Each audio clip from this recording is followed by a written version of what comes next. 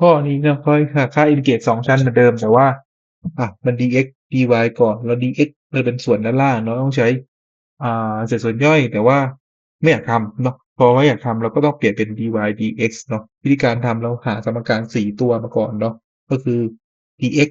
เนาะ x คู่กับนี้คู่กับนี้เพราะฉะนั้น4ตัวสมการ4ตัวที่เราได้คือ x เท่ากับ-1 x เท่ากับ y อีก2ตัวคือ y เท่ากับ0กับ y เท่ากับ-1แล้วเอา4สมการเนี่ยมาเขียนกราฟแรกที่เราได้คือ x เท่ากับ y เป็นกราฟเส้นตรงทะแยงเนาะ45องศา x เท่ากับ y แล้ว x เท่ากับ-1อยู่ด้านซ้ายแล้วก็ y เท่ากับ-1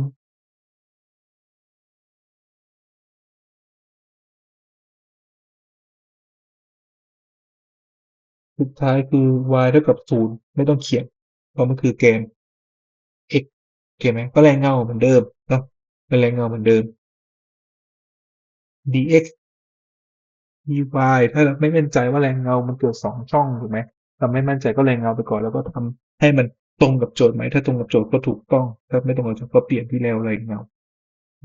คือ y กับ-1 0เนาะลองดู dx dy dx คือสร้างขึ้นสมมุติขนานแกน x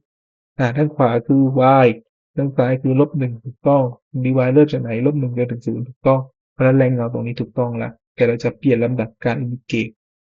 เป็น y ส่วนด้วย x กำลัง3บวก1เปลี่ยนเป็น dy dx เนาะ dy dx สร้างเส้นสมมุติขนานแกน y เป็นแกน y นั้นเป็นแกน x เพราะฉะนั้นไม่งงใช่ไหมบนก็คือ0ด้านล่างก็คือ y เท่ากับ x x เริ่มที่-1จนถึง0ทีนี้ก็อินทิเกรตได้แล้วอินทิเกรต-1จนถึง0ของ y กำลัง2ส่วน2ของ1ส่วนด้วย x กำลัง3บวก1ตั้งแต่0จนถึง x นี้เราเขียนไว้ด้านหน้าดีกว่าเพื่อกันความสับสนว่าเราแทนค่าอะไรลงไปนะคือเป็น dx แทนค่าลงไป-1จนถึง0ของ x กำลัง2ส่วนด้วย x กำลัง3บวก1 0คูณอะไรก็ได้0ไม่ต้องเขียนทีนี้ประเด็นคืออินทิเกรตก็เราไม่ต้องทำเศษส่วนย่อยเนาะลองตัวแปร u 1ก็ได้เพราะฉะนั้น u ของเราคือ x กำลัง3บวก1 du by dx เท่ากับ 3x กำลัง2 dx เท่ากับ du ส่วนด้วย 3x กำลัง2เราจะได้ว่าอะไรลบอินทิเกรต-1ถึง0ของ x กำลัง2ส่วนด้วย u dx คืออะไร dx คือ du